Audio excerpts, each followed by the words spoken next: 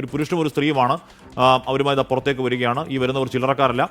പ്രധാനപ്പെട്ട ഇവിടുത്തെ നമ്മുടെ ഡ്രഗ് കാർട്ടലിലെ അല്ലെങ്കിൽ കേരളത്തിലേക്ക്, രാജ്യത്തേക്ക്, പഞ്ചാബിലേക്ക് എത്തിക്കുന്ന ഡ്രഗ് കാർട്ടലിലെ പ്രധാനപ്പെട്ട കണ്ണികളാണ് എന്ന് തന്നെയാണ് പോലീസ് പറയുന്നത്.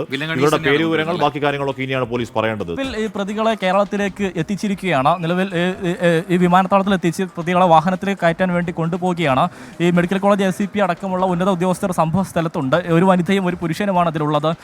അന്താരാഷ്ട്ര തലത്തിലുള്ള ഒരു മയക്കുമരുന്ന് സംഘത്തിലെ 2 മുഖ്യ കണ്ണികളെയാണ് നിലവിൽ പോലീസ് പിടികൂടി നിലവിൽ കേരളത്തിലേക്ക് എത്തിച്ചിരിക്കുന്നത്. ഈ മയക്കുമരുന്ന് കേസുമായി ബന്ധപ്പെട്ട അന്വേഷണത്തിലെ നിർണായകമായ ഒരു നീക്കമാണ് ഇത് തന്നെ നമുക്ക് പറയേണ്ടി വരും. കാരണം നേരത്തെയൊക്കെ തന്നെ പലതവണ MDMA ലഹരി ഉൾപ്പെടെയുള്ള പല ലഹരി മരുന്നുകൾ പിടികൂടാറുണ്ടെങ്കിലും അതിന് ഉറവിടത്തിലേക്ക് ഒരിക്കലും തന്നെ പോലീസ് സംഘം പൊതുവെ എത്താറില്ല. എന്നാൽ ഇപ്പോൾ അതിന് ഉറവിടത്തിലേക്ക് എത്തിക്കൊണ്ട് അന്താരാഷ്ട്ര അല്ലെങ്കിൽ ടാൻസാനിയൻ പൗരന്മാരായ 2 പേരെ നിലവിൽ പിടികൂടി എന്നുള്ളതാണ് ഏറ്റവും പ്രധാനപ്പെട്ടതായിട്ടുള്ള കാര്യം. ഏതാനും ദിവസം മുൻപാണ് കുന്നമംഗലം പോലീസ് സ്റ്റേഷൻ പരിധിയിൽ ഒരാളെ 227 ഗ്രാം MDMA കുന്നമംഗലം പോലീസ് പിടികൂടുന്ന ഒരു സാഹചര്യം ഉണ്ടായത്. അയാളെ വിശദമായി ചോദ്യം ചെയ്തപ്പോൾ മറ്റൊരു മലയാളിയെ ബംഗളൂരിൽ വെച്ച് ഈ പോലീസ് പിടികൂടി. ഇയാളെ വിശദമായി ചോദ്യം ചെയ്തപ്പോഴാണ് ഈ ടാൻസാനിയൻ വംശജരായ 2 പേരാണ് ഇവർക്ക് MDMA ലഹരി നൽകിയത് എന്നുള്ള കാര്യം പോലീസിന് വ്യക്തമാകുന്നത്. അതിന് പിന്നാലെ ഈ പഞ്ചാബിൽ എത്തിക്കൊണ്ട് കുന്നമംഗലം പോലീസ് വിശദമായ അന്വേഷണം നടത്തി പ്രതികൾ അവിടെ നിന്നും കസ്റ്റഡിയിൽ എടുക്കുകയായിരുന്നു. പിന്നീട് മുംബൈയിൽ നിന്നുള്ള വിമാനത്തിലാണ് പ്രതികളെ ഇപ്പോൾ കേരളത്തിലേക്ക് എത്തിച്ചിരിക്കുന്നത്.